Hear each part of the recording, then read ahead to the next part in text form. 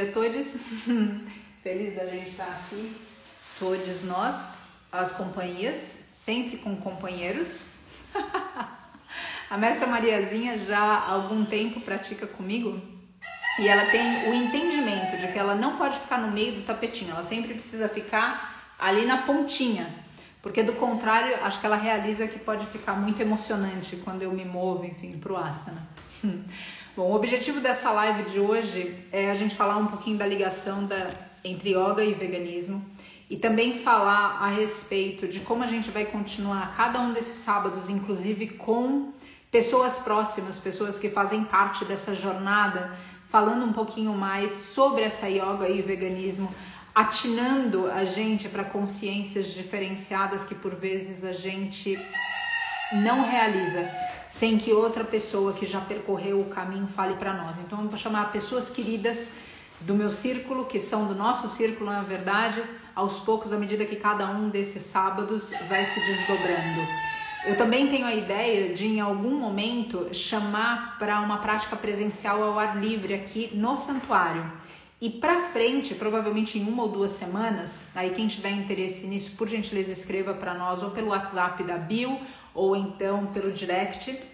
A gente vai falar um pouquinho a respeito da introdução da Bhagavad Gita.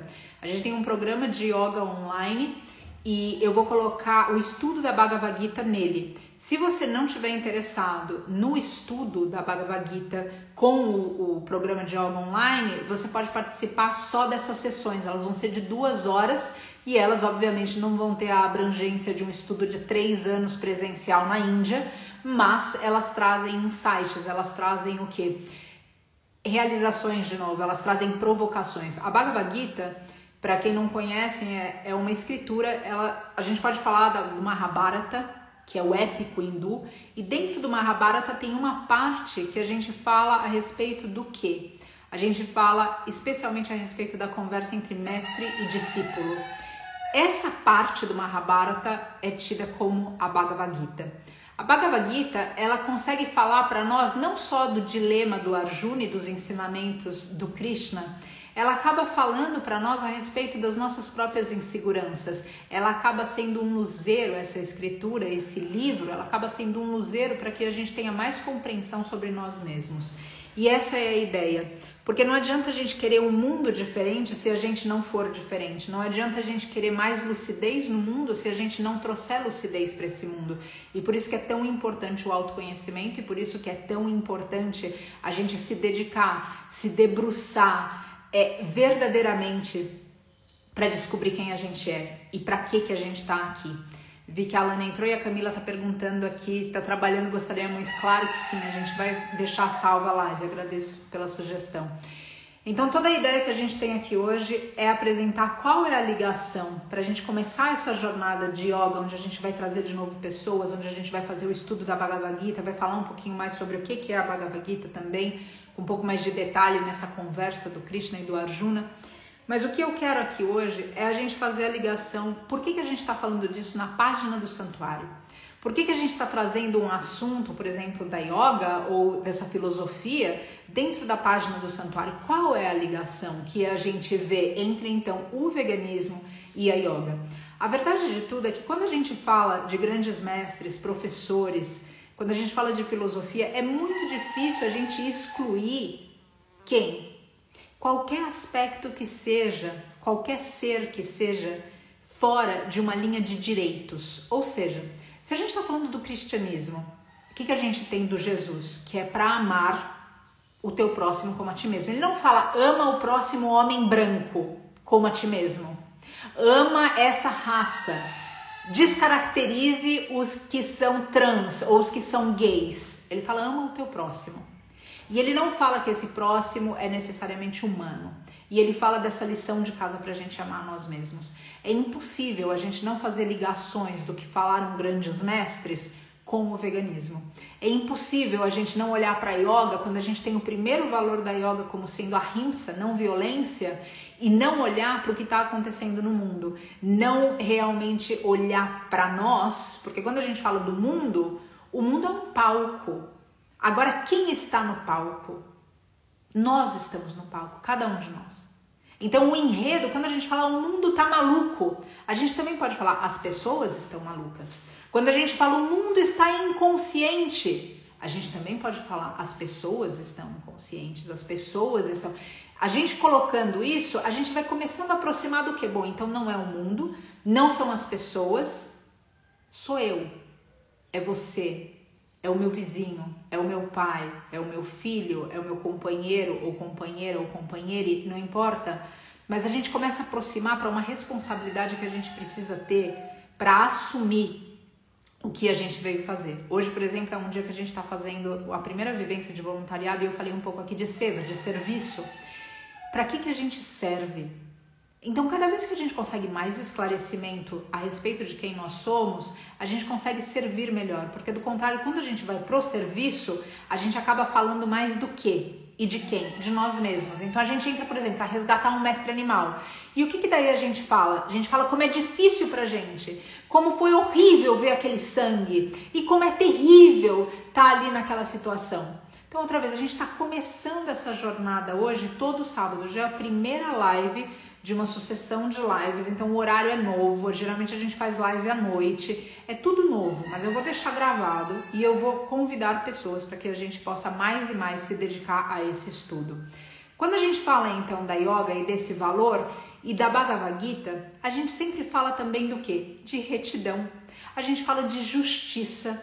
A gente fala de fazer o certo, mesmo quando o certo é desconfortável para nós. E a gente, na nossa sociedade, a gente criou medidas diferentes. A gente criou o quê? Bom, eu até vou fazer o justo, desde que o meu senso de justiça não gere algo negativo para mim. Como que é isso? A gente vê muito isso, ouvia na minha geração, por exemplo, o abuso com mulheres. Era comum um ditado que eu espero que a gente não tenha mais isso, mas vou trazer inclusive para que a gente tenha consciência e absolutamente não perpetue. Que era o quê? Em briga de marido e mulher não se mete a colher. Então com isso o que acontecia? Ou seja, eu vou me meter, vai acontecer, vai sobrar para mim. E a gente deixava a mulher passando. E hoje como que a gente vê isso? A gente pode ver no caso de Mestre Animal, ali para trás a gente via também. A gente já teve outras questões de raça, hoje a gente tem também o tópico dos transexuais e dos gays. A gente tem o tópico dos pretos. O ponto é, se a gente não se posiciona, se a gente não vai, ou seja, fazer uma justiça que é imparcial, mesmo quando ela repercute de um lado não tão positivo dentro de nós, a gente não está falando de justiça. A gente está falando quase de um hobby, de um passatempo. E qual é um outro senso de justiça que a gente pode trazer para o veganismo, por exemplo? O senso de justiça de que eu não quero... O que a gente faz? Bom, eu sou justo, eu sou uma pessoa reta. Bom, mas você sabe que a mestra vaca sofre por causa do leite? Mas eu amo muito queijo. Então eu vou fazer assim, eu vou comer só um pouco. Agora, será que a gente teria essa mesma postura se a gente se colocasse no lugar da mestra vaca? Ou seja, a justiça que eu tô colocando, ela é proporcional ao nível de desconforto que eu sinto. Se eu tô confortável, eu sou justa inteira. Agora, a partir do momento que eu tô desconfortável com aquilo, então o que eu começo a fazer? Ser parcial. Então é óbvio que eu sou justa, eu quero ser justa e eu quero que todos os seres sejam felizes. Só que na hora que chega no queijo, eu falo só um pouquinho. E aí é a hora que eu deixo de ser justa. E é a hora que a yoga vem trazendo a filosofia dela, vem trazendo ensinamentos, a hora que esses mestres dessas linhagens vêm colocando para nós que a gente precisa entender que a condição da gente estar aqui encarnado é o quê? A gente tá com o desconforto. Essa é a dualidade. A gente tem o prazer e a gente tem a dor. E eles dizem que o que amarra a gente é que a gente vive correndo da dor e vive correndo para o prazer. E isso, nessa corrida toda, a gente esquece o que é felicidade, a gente confunde tudo com prazer sensorial, então vai de novo queijo, vai de novo qualquer tipo de aspecto que esteja ligado ao que os meus sentidos recebam. E a felicidade, que é um lugar dentro, eu abdico. E aí, quando eu não tenho o elemento que provoque esse prazer sensorial, eu me sinto triste. E quando eu tô triste, eu não consigo mais influenciar o mundo. E aí, pior ainda, eu falo que no final do dia, o mundo tá um horror. Eu falo que esse mundo tá perdido, eu falo que eu procuro meteoro. Então, aqui de novo, volto pro serviço. Para que a gente serve? A gente serve para ser influenciado, a gente serve para se doar para os nossos prazeres sensoriais, a gente serve para permitir que a justiça seja parcial, porque tem coisas que a gente não quer consequência para nós. Então, por exemplo, eu tô vendo um homem espancando um mestre cavalo, mas se eu for lá, de repente aquele homem vai bater em mim, então eu vou ficar daqui, eu vou ficar rezando mantra. Não, gente, nessa hora o mantra não vai funcionar. Ou seja, existe um lugar que o mantra cabe, mas o mundo de hoje ele demanda muita ação, e a gente ficar simplesmente num lugar em cima mental, não em cima elevado, em cima onde a gente analisa as coisas, onde a gente simplesmente fica comentando teoricamente a respeito da vida, onde a gente se tranca para rezar, mas a gente não faz uma boa ação na rua, onde a gente faz 15 japamalas com Loka Samastasu Kinoba Vantu para que todos os seres sejam felizes, e quando chega no prato da gente, a gente acaba com esses seres, acaba com a mãe natureza, permite serviço, trabalho escravo de seres humanos. Isso não serve propósito. Então, quando a gente começar a falar de novo da ligação, eu não vou colocar do veganismo, de ser vegano, com uma postura de yoga. E eu posso falar a respeito disso também, dos espaços que vão abrir no nosso corpo físico quando a nossa alimentação está mais pura, quando a gente está desintoxicado. É óbvio que eu posso falar sobre isso também, mas eu prefiro falar da yoga longe do asana. E eu prefiro falar do veganismo longe do prato. Faz sentido? Porque se a gente ficar no veganismo só no prato, e se a gente ficar na yoga só no asana, a gente está sendo superficial. E o superficial é onde está toda a confusão que a gente está vendo hoje. Qual é o superficial? Eu não sei porque é a monocultura, eu não sei porque é o agrotóxico, eu procuro culpados, eu não me responsabilizo, eu sou letárgica comigo, mas eu cobro a mudança do outro. E aí, de novo, fica no raso. E o raso não serve propósito. É preciso coragem para a gente aprofundar. E aprofundar entra naquele mesmo tópico que a gente já falou, do desconforto. E parte da yoga, e voltando para o asana, é do quê? É da gente entrar em contato com esse desconforto e respirar de todo jeito. Então não existe como a gente separar o que é uma doutrina, o que seja a yoga, o que seja o cristianismo, o que seja, quando a gente vai em termos do que é a filosofia. É totalmente diferente, de novo, se a gente quiser ficar no superficial, que veganismo é comida e dieta, e falar que yoga é asana. A gente falar que cristianismo é ir na igreja. A gente falar, não, o Cristo não falou pra gente ir na igreja. O Cristo, ele deixou outros ensinamentos para nós. Buda não falou para nós certos aspectos que nos tornariam religiosos. Ele falou de guianças, orientações para a gente se tornar consciente. Então a gente precisa olhar para a gente quando a gente fala que pratica yoga, ou que é budista, ou que é cristão, ou que o que quer que seja, e ver se a gente está resumindo essas práticas a um tapetinho, a uma missa, a uma igreja, ou que seja um terreiro, não importa onde, porque a vida real, a prática real acontece fora, e na hora que ela acontece fora é impossível não falar de veganismo. Por quê? Porque hoje, se a gente deixar de falar de veganismo, a gente está deixando de falar do futuro da natureza, o futuro dos mestres animais e o futuro dos seres humanos, porque embora a gente se sinta superior, embora a gente ache que a gente está realmente no topo, que a gente domina, que a gente é mais inteligente, que a gente, enfim, todas essas ilusões e distorções que a gente tem a respeito de nós mesmos, a verdade de tudo quando a gente vê é que nós também estamos em risco. Então até o ser humano, quando a gente fala do veganismo, a gente não está falando só de salvar o mestre animal, a gente não está falando só de salvar a mãe natureza, a gente está falando também do que? De salvar o ser humano. E na minha humilde opinião, eu vejo mais e mais que quem precisa ser salvo é a gente. E aí entra num outro lugar que a gente vê na Bhagavad Gita também, que Krishna, em determinado momento, quando ele está lá, tem um momento onde Arjuna teve que escolher. Ele teve que escolher se ele ia ficar com o exército ou se ele ia ficar com Krishna. E ele escolhe ficar com Krishna. Ele sabe, dentro da ignorância dele, que Krishna é superior ao exército. Ele sabe que Krishna tem um direcionamento que é muito maior do que os homens podem dar para ele em campo de batalha, do conhecimento de guerra que ele tem. Porque ele foi treinado para ser guerreiro. E ele tá numa batalha.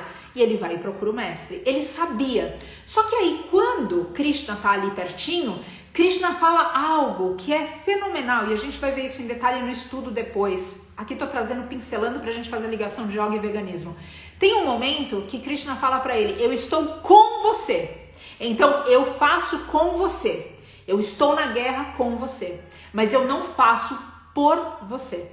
Ou seja, esse ensinamento traz para nós, de novo, nesse tópico anterior que eu acabei de chamar aqui, que a gente precisa salvar o ser humano, não sou eu que salvo o outro, não é o Cristo que me salva nesse contexto, ou seja, que eu me disponibilizo e o Cristo faz o milagre. O milagre é o devoto se abrir para o mestre.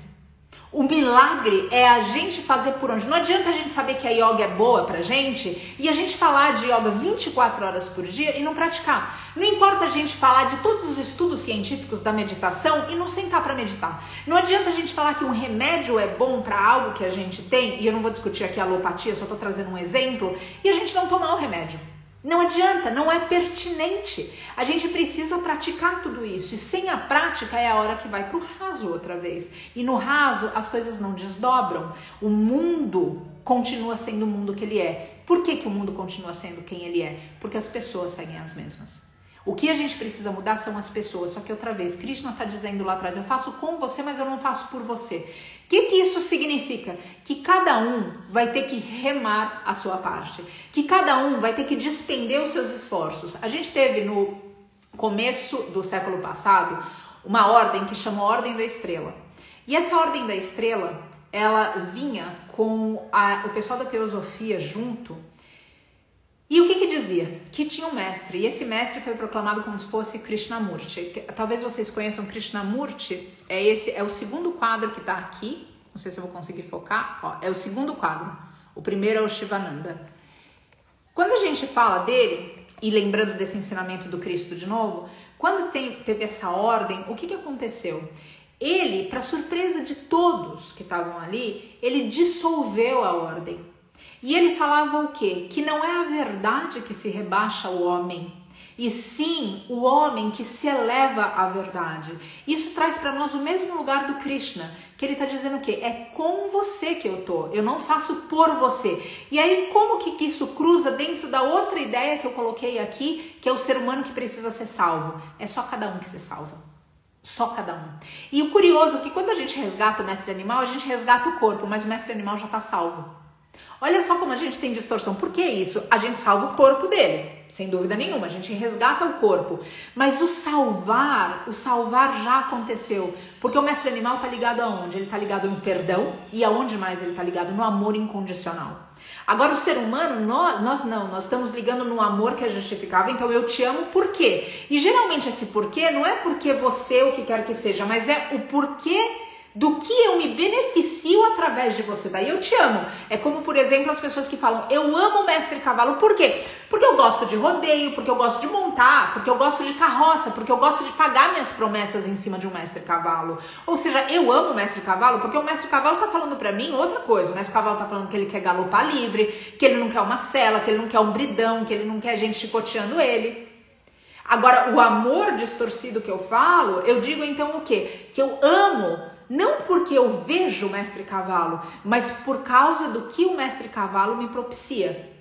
Então aí entra de novo, a gente não tem como olhar para tudo isso sem olhar para o ser humano, só que o ser humano não salva o outro. A gente um pouco consegue inspirar o outro, que é isso que os mestres fazem com a gente. Alguém entra em contato, por exemplo, com o mestre que foi... A gente tem experiências místicas, sim. Muitas vezes acontece da gente estar em contato com um mestre verdadeiramente de uma linhagem, um mestre verdadeiramente realizado, e a gente alcança lugares diferentes porque aquele ser, de alguma forma, aquele ser propiciou aquilo em nós em função de um trabalho pessoal que foi tido por aquele outro ser.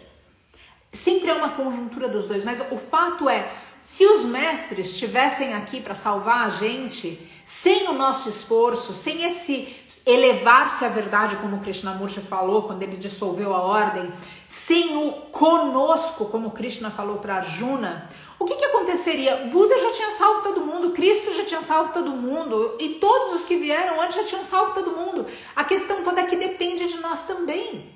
Depende de nós. Não é só algo que a gente possa determinar que vai acontecer pelo divino. Então a gente sentar e falar, nossa, eu tô vendo esse problema agora com os mestres animais e eu vou sentar e vou rezar. Reza sim. Faz o teu mantra sim, faz o teu japamala, mas não deixa de agir. Porque sem a ação, por isso que a gente tem o Karma Yoga. Tudo isso eu tô trazendo pra gente ver as relações que existem. Pra quê? Se a gente já está no caminho do veganismo, se a gente está no caminho da verdade, ou se você está dedicado, por exemplo, a salvar crianças, ou se você está dedicado a salvar a mãe natureza, em qualquer que seja o caso, pode ter um momento do quê? De desânimo. Pode ter um momento de falar assim, mas o que eu vou fazer? E isso a gente vê na Bhagavad Gita também. No começo, Arjuna vê o tamanho da encrenca, ele fala, eu não quero ficar aqui, eu não quero. Daí ele começa a falar, eu não quero esse reino. E a questão toda não é o reino. A questão é o serviço que Arjuna está fazendo através da manifestação dele como guerreiro. Ele restitui a retidão, mas ele sempre volta para ele. É sempre como se a história fosse a respeito dele. Então não é sobre nós. E o nosso serviço aqui, não adianta a gente sentar e pedir uma intervenção divina, não adianta a gente pedir intervenção alienígena, não adianta a gente pedir um meteoro. A gente fez a confusão até aqui. Então agora eu invoco em cada um de nós a força para que a gente desfaça a confusão. E a confusão pode se desfazer quando cada um olhar para a gente, para si próprio, olhar para si próprio e lembrar que não é olhar para o outro. Tem uma frase que eu acho genial que fala, a vida do outro não cai na prova final. Então não adianta a gente estudar a vida do outro, não vai cair na prova final. A prova final da nossa existência é a nossa evolução. É o quanto a gente não em si fez um asana, mas o quanto o desconforto da vida não tirou a nossa doçura, o quanto as lutas da vida de cada um de nós não tirou a nossa bondade, não extirpou a nossa fé. Isso para mim, esses para mim são aspectos de evolução. Então quando a gente vai de novo nessas escrituras e quando a gente olha pra gente e coloca, vamos então fazer um mundo melhor, vamos então colocar, mas não vamos simplesmente sentar, rezar e fazer mantra. Não vamos pensar que a yoga vai ser, nossa, hoje eu consegui fazer uma parada de mão e fiquei 5 minutos na parada de mão. Parabéns, ou seja, talvez a parada de mão tenha ensinado pra você a perder o teu medo, a confiar, a colocar o teu coração em cima da tua cabeça, numa postura invertida. Muitas coisas aconteceram, e aí sim a gente está falando da yoga. Agora a yoga não se encerra no asana, o veganismo não se encerra no prato, e a nossa existência não se encerra em nós mesmos. Todos os mestres deixam para nós que é no serviço, é no que a gente serve, para que a gente serve, que a gente começa a encontrar felicidade, não prazer. Então sair daquela linha do prazer sensorial. Qual é o lugar prazer sensorial? Bom, então eu como, eu sou feliz. Então eu tenho orgasmos e eu sou feliz. Então eu bebo e sou feliz. Então isso é outra coisa. Isso é distorção. Eu tô ligada no meu corpo e eu tô sempre me encerrando aonde? Em mim. Agora, quando a gente começa nesse caminho de serviço, eu começo a me sentir feliz não porque eu acabei de comer 5 quilos de brigadeiro vegano, mas porque eu senti que o outro tá um pouco mais feliz. Eu senti que o outro diminuiu o sofrimento. E eu sei que eu não sou a causa daquilo, mas eu sei que cada um de nós se torna uma ferramenta para esse serviço acontecer.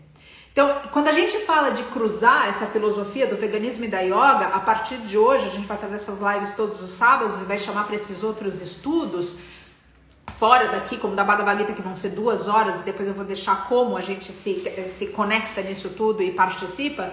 Quando a gente fala de tudo isso, não existe como, porque outra vez a gente está falando de um sistema de valores.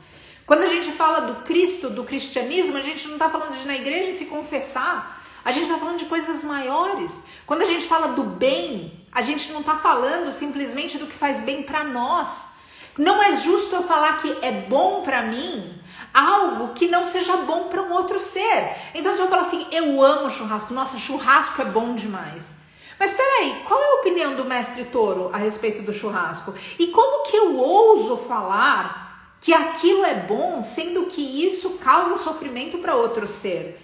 E aí a gente faz a ligação entre essas filosofias milenares, porque toda filosofia milenar, ela prevê o quê? Loka samasta sukino bhavantu, que todos os seres sejam felizes. Então ele não tá ali olhando e fala, bom, você gosta de churrasco, eu acho você legal, então tudo bem você matar o mestre Touro. Não é assim, é Loka samasta sukino bhavantu, é que todos os seres sejam felizes. Não é para um de nós, é para todos nós. E enquanto a gente não tiver essa consciência, a gente vive sempre perdido aonde? No nosso ego, no nosso prazer, no benefício direto que a gente tem de algo. E aí, a gente começa a achar culpados. E porque a gente acha culpado, não é nossa responsabilidade, é culpa dele, ele tem que fazer alguma coisa. Não, a gente precisa fazer alguma coisa. E esse local de ação, outra vez, Karma Yoga, a gente vê na Bhagavad Gita. O Karma Yoga, a gente vê no contexto de Seva, que é o quê? A gente viver a serviço. A gente não vê que o serviço seja assim, pode ser que talvez no começo dos tempos, quando a gente fala a era de ouro, né, que a gente não tá na era de ouro, a gente tá em Kali Yuga agora, que a pessoa simplesmente sente, medita e ela consegue elevar. Hoje a gente não consegue isso, principalmente se a gente tivesse talvez milhares de mestres encarnados, realizados, iluminados, talvez a gente conseguisse. Hoje, os mestres que a gente tem, como a própria Mãe Natureza, como os próprios mestres animais, estão desencarnando, porque a gente está ignorando todos eles. Quem dirá os humanos? Os mestres humanos, realmente pessoas realizadas. Eu fico olhando a Jetsuma Tenzin Palmo, por exemplo, que está ali aos pés do Himalaia, tentando fazer um serviço, e são poucas pessoas, porque tem muito desconforto. E qual é o desconforto? Porque não tem culpado, a gente tem que olhar pra gente. Então, essa sugestão da yoga, desse autoestudo, da gente realmente ver debaixo da pele da gente qual é a minha participação em tudo isso, é a hora que a gente consegue cruzar a prática com o veganismo, é a hora que a gente consegue trazer o budismo, é a hora que a gente consegue trazer o cristianismo pro veganismo. Não significa o prato, não é uma dieta. Não é alguma coisa de que, tudo bem, olha, eu gostava tanto desse doce de leite, mas agora tem substituição vegana, então eu vou ser vegana. Nossa, que bom que tem substituição vegana e você não precisa perder o teu paladar para isso. Mas a razão não é essa. A razão que a gente quer não é porque tem a substituição vegana, mas sim porque a gente quer evitar o sofrimento do mestre animal. E evitando o sofrimento do mestre animal, a gente se alinha com os valores que não são da yoga. Os valores que não são do Buda, os valores que não são do cristianismo. A gente se alinha com o quê? A gente se alinha com os valores que são do nosso coração. Porque eu vejo que até as pessoas que fazem sofrer, e até eu mesma, quando eu faço sofrer, eu não tenho a intenção. Eu faço por ignorância, eu faço por inconsciência. Eu faço porque eu não tenho a menor ideia. Eu faço porque eu tô fora do meu complexo. E aí eu causo esse sofrimento. Agora, à medida que eu começo a olhar mais para mim, à medida que eu começo a descobrir que a minha vida tem relação com todos os demais, a minha vida, por menor e ínfima e insignificante que ela seja, ela vai marcar futuras gerações também. Então a gente começa outra vez a enfatizar serviço. A gente começa a enfatizar valores. E esses valores são de quem? São nossos. Então, eu quero deixar isso aqui enfatizado. Quando a gente fala da yoga, a gente não está falando dos valores da yoga e do veganismo. Porque veganismo não é dieta, é outra coisa, como a gente falou. Quando a gente fala a respeito do que é a yoga, a gente não está falando do asana. E quando a gente fala dos princípios da yoga, a gente não está falando dos princípios da yoga. A gente está falando dos princípios que regem o nosso coração. Por que isso? Porque todos nós, como eu estava dizendo, mesmo quando a gente fere, a gente não fere com a consciência. E quando a gente fere com a consciência, geralmente tem uma justificativa egóica de por que isso foi feito.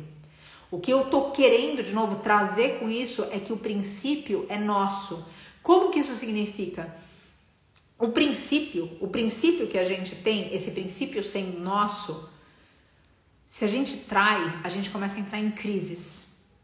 Então, o princípio que eu tô dizendo da yoga de não violência é um princípio nosso também. Tem alguém aqui que em algum momento fala, eu quero mesmo que sofra, eu quero mesmo que morra, eu quero mesmo que mate. E se alguém aqui levantar e falar, eu conheço quem?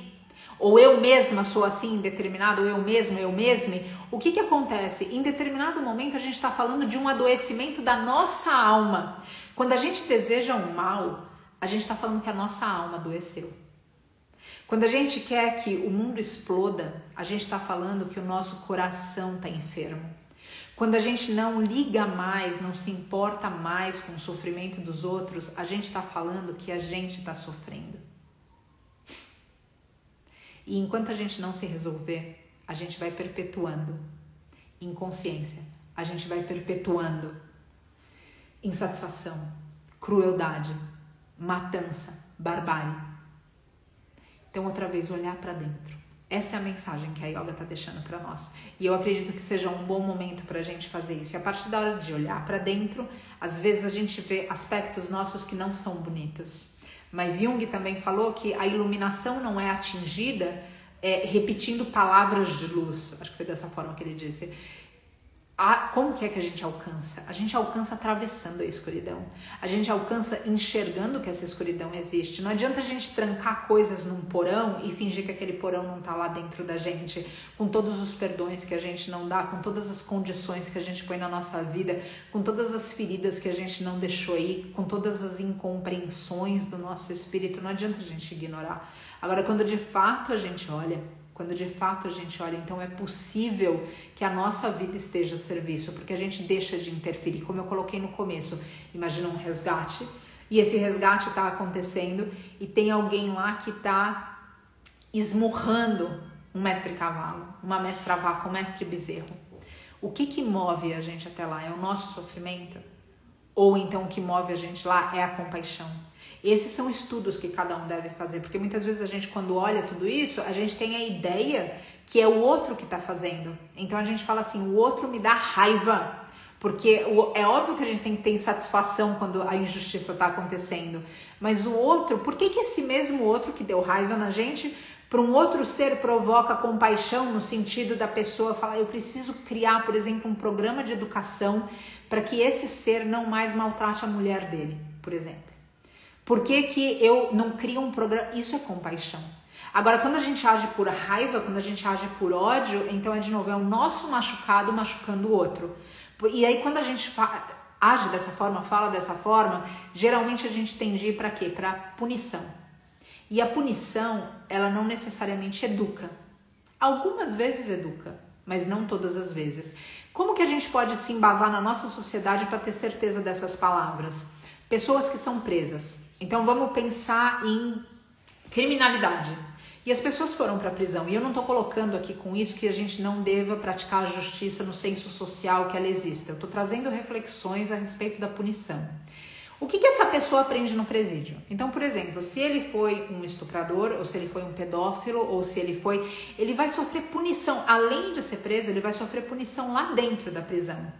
Só que acontece que vai ter um momento que aquela pena vai ser cumprida e que aquele ser vai voltar para a sociedade. Aquele ser, depois de tudo que ele fez, passando por mais ódio, mais agressão, mais o que quer, ele volta para a sociedade. Ele volta um ser humano melhor.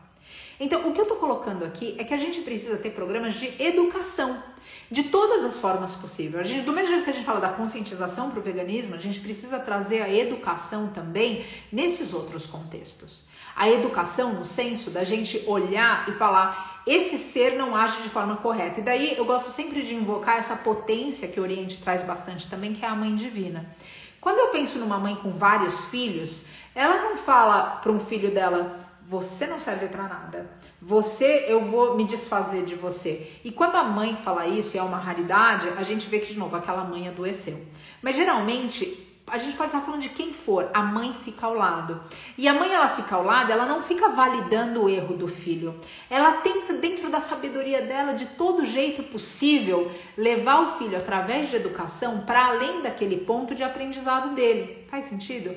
Então, se a gente invocar isso em nós, se a gente conseguir falar de um ponto de vista, de uma perspectiva, onde a gente eduque mais e onde a gente se permita ser educado, talvez a gente consiga resultados diferentes. E parte da educação é a gente entender o que move a gente. Então, é um outro lugar que a gente vai provavelmente fechar aqui essas reflexões para começar essa série de lives a respeito de yoga e veganismo e trazendo convidados também, enfim. Qual é a intenção nossa?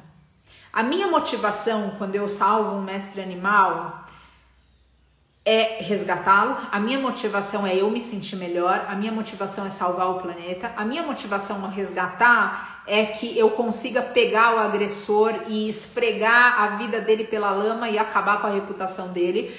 O que move a gente? Porque esse é um estudo fino, porque o que move a gente determina o que tem no nosso coração. A nossa intenção, ela, por vezes, ela pode ser... Quando a gente olha, por exemplo, a intenção, a gente vê uma ação, vamos colocar a intenção no bastidor. A gente vê uma ação e fala, nossa, olha que incrível aquilo que aquela pessoa está fazendo. Só que a intenção da pessoa pode ser aparecer com aquilo. A intenção da pessoa pode ser ela se validar com aquilo. A intenção daquela pessoa pode ser ela fazer a outra sentir mal. E a intenção daquela pessoa, sem dúvida, pode ser salvar, sem dúvida pode ser o amor, sem dúvida pode... Agora, a ação é a mesma. Por isso que é tão difícil a gente julgar alguém. Porque a gente julga a ação. E às vezes a gente tem muito boas intenções, mas na hora que a gente vai fazer a ação, vira um estrupício. E daí, pelo estrupício, a gente julga o homem. Só que, na verdade, como a gente pode julgar o homem pelo dito estrupício se a intenção dele foi boa? Tem um ditado que diz que de boas intenções o inferno tá cheio. E, na verdade, o Oriente, ele desconstrói a gente disso. Porque ele fala que é justamente a boa intenção que a gente tem é que salva a gente. É a boa intenção que salva a gente. Não é de outra forma, é a nossa boa intenção. Então, o que move a gente? A gente é movido por um mundo melhor? Agora, então... Para que esse mundo melhor se manifeste, como ele se manifeste, vai depender do quê? Da nossa ação. E aí a gente fala de novo de Karma Yoga e de Seva. Não existe como a gente separar todas essas orientações de mestre, seja da yoga, seja de outras linhagens. E óbvio que eu vou falar da yoga, que é onde eu estou mais familiarizada. É óbvio que eu vou falar do budismo, que é onde eu tenho uma constante admiração e devoção. Mas se a gente pega de novo história de grandes mestres ou de grandes líderes, a gente sempre vê o quê? Que existe um lugar de ação. Não é simplesmente a gente parar e querer que o mundo ficar visualizando. Então, peraí, eu vou ficar visualizando e eu vou ficar repetindo e eu vou ficar... Isso tem seu valor, sem dúvida nenhuma, mas a gente precisa trazer para Karma Yoga, a gente precisa trazer para Seva. E a gente precisa entender que cada um de nós tem parte nisso. Então não é uma responsabilidade falar, então os santuários vão fazer isso com os mestres animais, os santuários vão fazer dessa forma, então a Lei Maria da Penha que vai fazer pelas mulheres, então isso daqui é o que vai fazer, então a mata quem vai fazer é o departamento, não é. É o Ministério da Agricultura. Não é. É cada um de nós. Todos esses seres vão fazer e essas instituições vão fazer conosco. Como Krishna deixou para Arjuna. Mas a gente demanda ação, cada um de nós. E quando a gente fala de ação, a gente fala para que a gente serve. Como é que a nossa vida está sendo usada para os demais. E aí, outra vez, não existe como a gente separar o veganismo da yoga, não existe como a gente separar o veganismo do cristianismo, não existe como a gente separar algo que reconstrói, que é bom, que zela pela vida de todos os seres, de qualquer filosofia que tenha como princípio a felicidade e não o prazer de todos os encarnados. Eu acho que para começar, esse é um bom espaço de reflexão.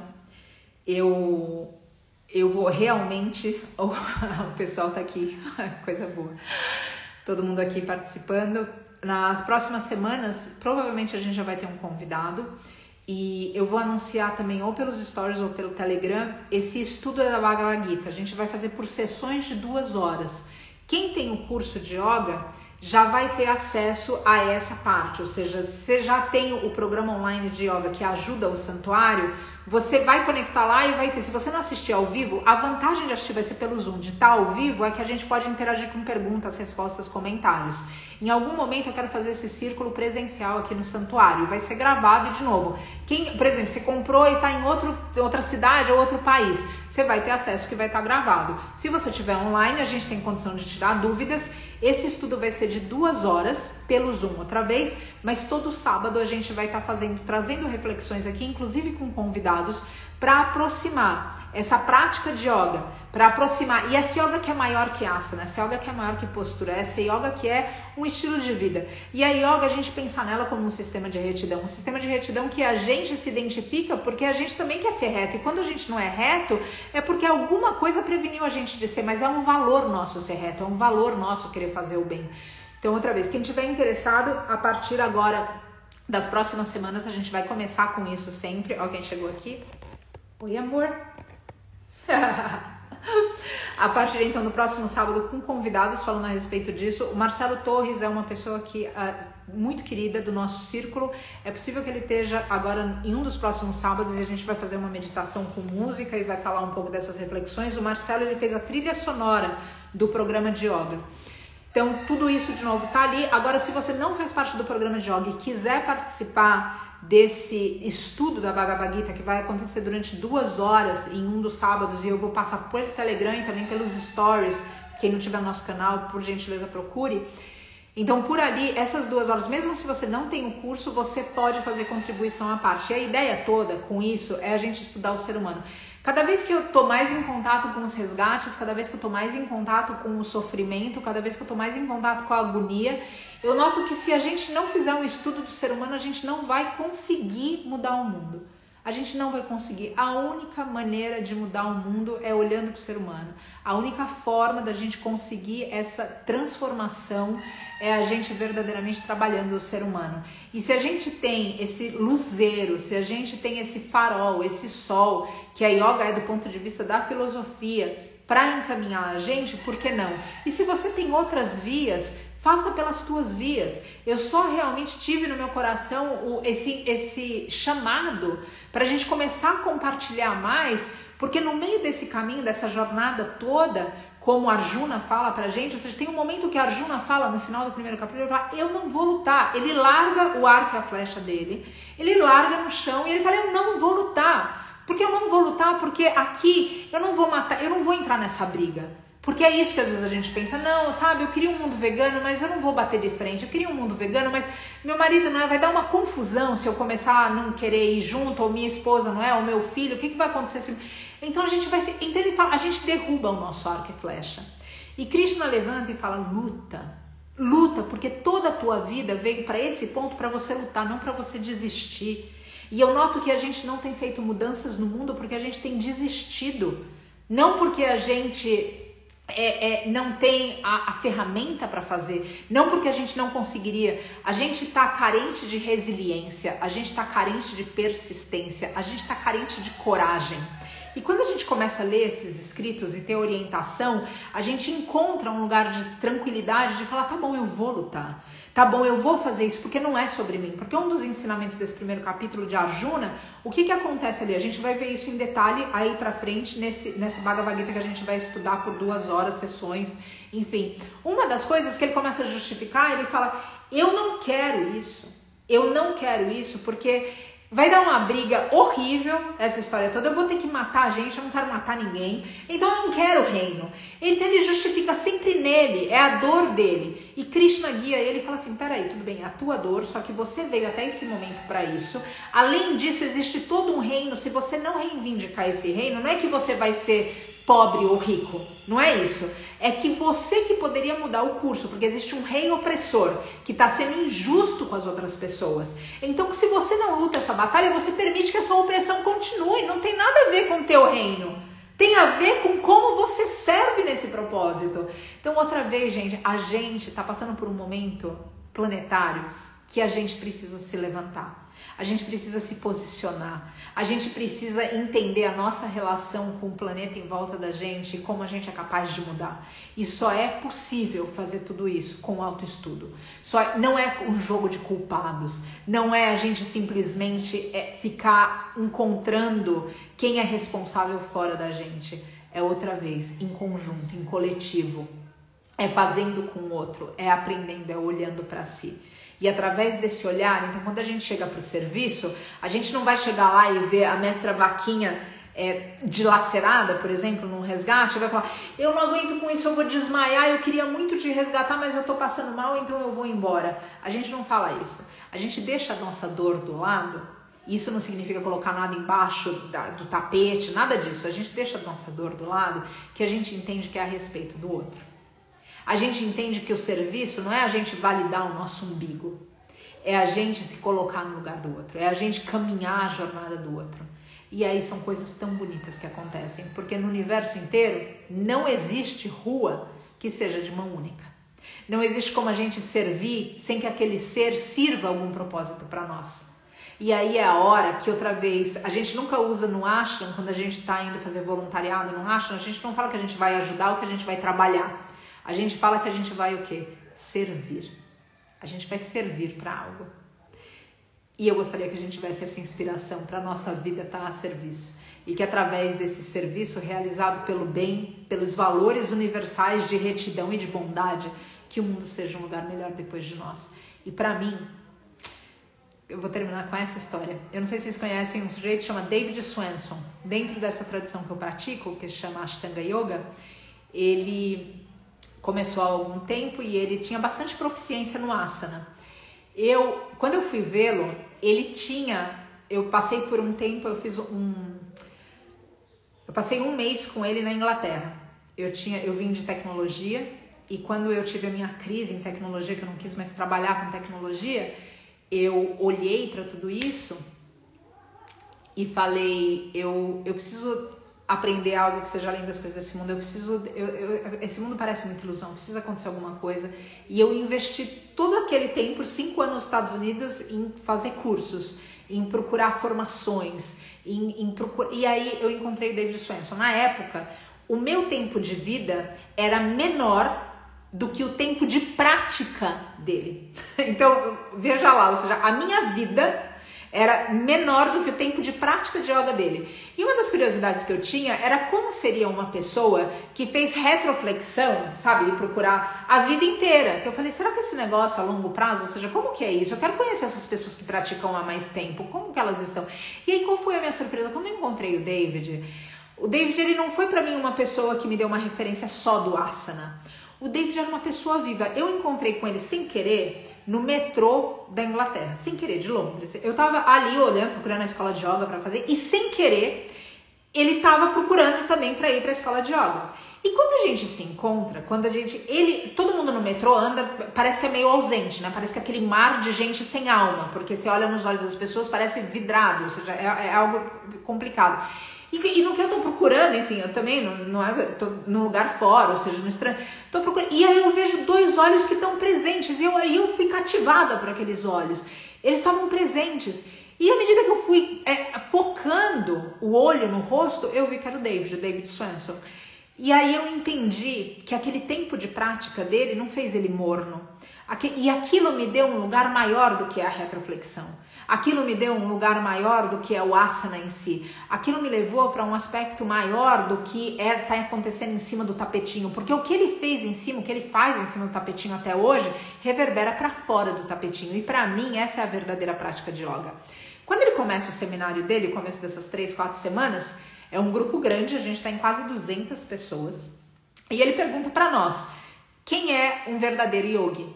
Ele fala, quem é um yogi para vocês? E daí começa, é quem consegue controlar a respiração, é quem consegue levitar, é quem faz todas as posturas por pelo menos 3 horas sem desconforto. Tem um sutra em Patanjali que a gente fala um pouquinho disso daí. É quem, e vai falando, e ele escuta tudo muito pacientemente, ele fala, yogi é alguém que depois de si deixou um mundo melhor.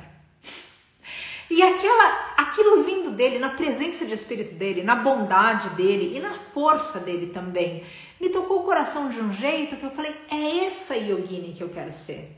Eu quero praticar yoga para tentar deixar no ínfimo da minha encarnação, na insuficiência dos meus recursos, para deixar o mundo melhor. Então, quando a gente faz essa ligação da yoga e do veganismo, eu queria que a gente se inspirasse nisso também, em deixar o mundo melhor. Para que a gente não se detenha em tapetinhos, para que a gente não se detenha em livros. Mas como que esses livros, esses tapetinhos, essas respirações, como que tudo isso faz para que nós possamos deixar um mundo melhor para todos os seres? Eu quero escutar de vocês as impressões a respeito dessa fala inteira, para que a gente possa começar essa jornada, que vai ser todo sábado às 11 horas da manhã, às vezes com convidados, às vezes sem convidados, sempre trazendo reflexões da yoga e lançando também esses momentos de estudo da Bhagavad Gita, que outra vez, para quem está no curso de yoga, no programa online de yoga, quem quiser informação, só procurar no link da bio, entrar em contato pelo direct ou pelo WhatsApp. Quem tá ali já vai ter direito direto. E quem quiser participar do grupo de estudo sem estar no programa de yoga, entre em contato também, que a gente logo vai colocar tudo isso. Vai ser pelo Zoom, vão ser 2 horas. Muita gratidão por todos vocês. Aguardo comentários, porque outra vez a gente vai fazer junto isso daqui. E a gente vai ver se isso tá funcionando realmente pra gente se sentir mais disposto, pra gente se sentir mais ativo, mais consciente. Então agradeço. Tem uma pessoa aqui a live inteira falando da Cita. No Mestre Boizinho, eu sim estou sabendo que está acontecendo isso e em breve eu vou fazer uma história a respeito disso daí, para que outras pessoas possam saber e eventualmente ajudar. Deixo aqui um mantra para a gente terminar. A gente falou muito disso hoje, Lokasa Mastasu Kinobhavantu, mas a gente também falou muito do quê? do Hare Krishna. A gente falou muito o quê? De Krishna, a gente falou muito da Bhagavad Gita. Então vou terminar aqui. E Krishna também tem uma outra característica. Krishna é considerado o protetor das mestras vacas. E é isso também que eu não consigo calar minha voz agora. Como que o protetor das mestras vacas, como que o protetor das mestras vacas seria vegetariano no mundo de hoje?